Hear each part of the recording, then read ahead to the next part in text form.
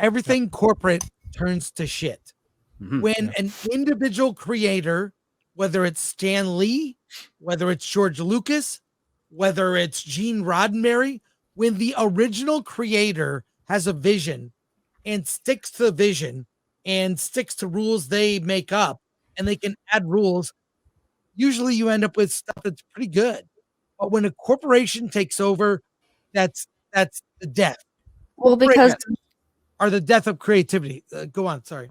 Oh, I was just going to say what happens here is that they start hiring writers have their own stories to tell and their own ideas they want to tell. They don't actually care about the stories that have already happened beforehand. Again, back to my rant about how they don't care about the franchise. What's going on here? They think, ooh, I've got all this Disney money I can work with. Let me just write my own little story and then slap Star Wars or whatever on it. And I know it's going to sell that way because I know my shitty story would never sell with another name on it. That's basically what's happening here. They could have done a murder mystery about two sisters but on its own, but they slapped Star Wars onto it because they recognized the only way we're going to sell this is if we slap Star Wars onto it. And it still doesn't work, but they don't care. One part that's a flaw to that is that you think that's how it works. In fact, Kennedy and her team come up with stories, and then they put them out as open writing assignments, and writers come in to pitch their best take on that, with the exception of Leslie Headland, who actually, when Disney said, we're not taking any pitches anymore, Leslie said, screw that. I'm walking up to Kathleen Kennedy. I'm going to pitch her my story that I want to do in Star Wars. And then Kathleen Kennedy said, hey, how about you make it a bit more intimate to your own personal life? And therefore, that's what Leslie Headland said. She then made it about her sisters. That's how the relationship went. So she had another story that fit what Kathleen Kennedy wanted. And then Kathleen Kennedy added her own request. This is a sad relationship with Hollywood studios where it's not writers pitching these bad stories. It's executives and producers hiring the writers that will make the bad stories for them, that the way they want. And that's what's actually been hurting a lot. And recently, after the writer's strike basically said, if you want us to do that, we're going to put in basically a stipulation, which is that we get profit sharing on this. So if the show does well, we make money. And if you want to make money, you have to hire the writers that do good job. You cannot hire the people that push your own agenda. And that has been causing a huge shift in Hollywood right now, where the only ones complaining are the ones that are terrible at their job. And you're not hearing anything from like Noah Hawley. He's not complaining. The guys who did Breaking Bad, they're not complaining about this. Ryan Condal over at House of Dragon, he's not complaining about all these new deals. But the ones who are working at the CW, the ones who are talking about like putting their own agenda and their physical appearance above their writing quality, they're the ones complaining. And that's a good sign. Well, that's why everything at CW is shit. Yeah. Except CW is shit. Except Superman and Lois. I will die on that hill. You can die on that hill because it's a bad show too. It's not a bad show. It's ending anyway, so that's probably the best I've seen Superman in a long time. Because it wasn't shit. Nothing left for her to do. That's the sign of a bad show. If it's not shit, it can't be on the CW. It's they gave Superman the one thing most films have not ever given him: stakes. I think they also canceled. Didn't they cancel the new Walker Texas Ranger show? They just seem like everything is, even that did have some success, is still just being done away with. CW's in shambles. I don't know if it'll actually, CW is shifting to sports. Yes. I heard that they were looking at bringing Supernatural back to try to help it. And make it shit. They're just gonna make it shit. You know, I often wonder, like, my biggest thing, one of my favorite franchises ever is Firefly, which we all know was only one season. But I always wonder if it did turn out to be more than one season, would it have just been made into absolute trash? Like, was one season all we actually needed in order to like protect it? Because every time I see something, you know, if it's too prolonged or over too marketed, over time it just becomes awful. And I'm wondering, like, maybe Star Wars just needs to end after the prequels. Maybe, you know, we didn't need all these extra movies. We didn't need extra seasons. We didn't need 20, 30 years for one franchise. We just need a few movies, and that's it. But the problem is Disney spent $4 billion for the franchise, so they're going to make it back. Star Wars is like the best multimedia franchise, and that's how I didn't really connect that much with the prequels, but I love the Old Republic era, and I love those video games. So there were books and there were comics, or I was more into the books, but books and video games that those movies really expanded into, and I really grasped onto that. So I think that's what, if they can do it right, they can really make this special for all of these for fans to explore Star Wars and all these different mediums. but you need that visionary. You needed George Lucas to kind of protect it, to kind of just act as that creative visionary and let the other creatives get in there and do what they do best, which is create a great book, create a great game. And that's why we were able to have decades and decades of awesome things. But I guess I don't know. Could you I think we imagine could get that? back there.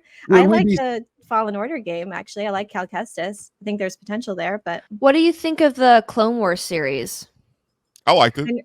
I do. like the 2D Clone Wars. That's my favorite. Me too. Yeah, Gimby, yeah. It Now, fits in the movies. would we be saying any of this though? If they had done it right, like would there be too much? You know, when you hear it's the same thing they say with comic books movies. They're like, okay, you know, it's comic book fatigue. Would it have been for comic book fatigue if they had all been of the same caliber of like Winter Soldier or? No, of course Because not. Okay, it's Star Wars. then- If you had done it correctly, people would want more, not less. Yes, because we're in a No, exactly. Yeah. We would want more, but the problem is that it's never going to be as good, which is why I'm not saying, oh, we shouldn't do more. What I'm saying is that it's almost like you don't want there to be more in order to protect it.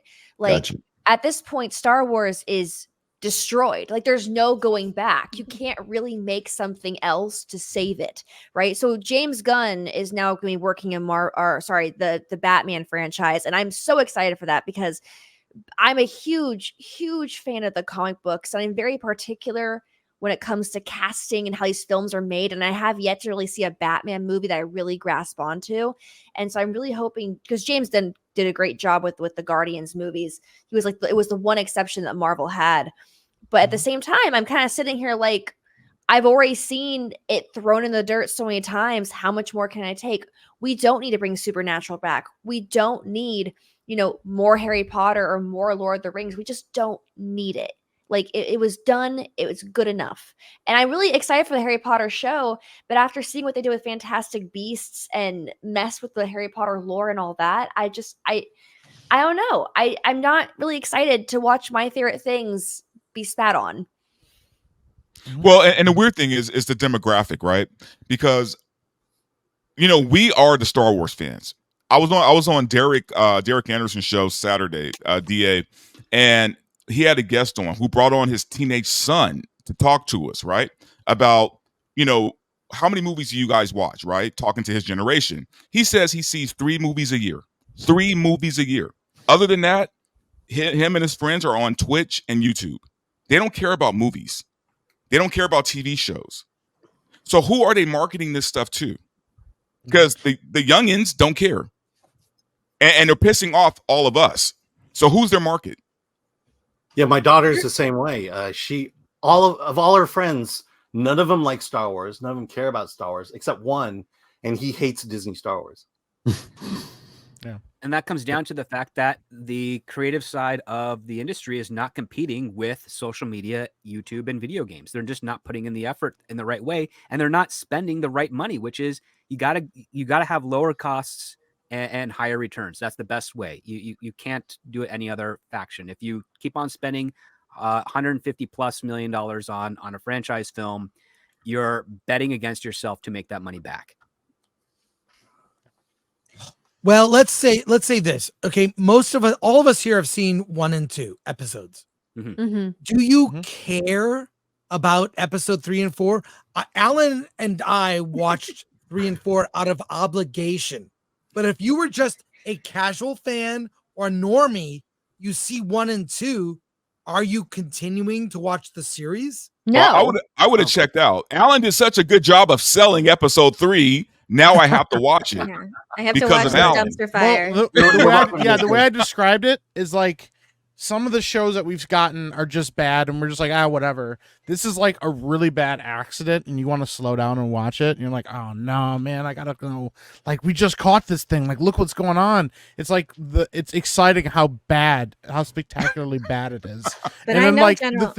the thing is, like, I was like, whatever, maybe I'll watch episode. I wasn't sure if I was gonna watch it, and then Alan said, oh boy, and I was like, dang it, now I have to watch it because I gotta know how bad it is.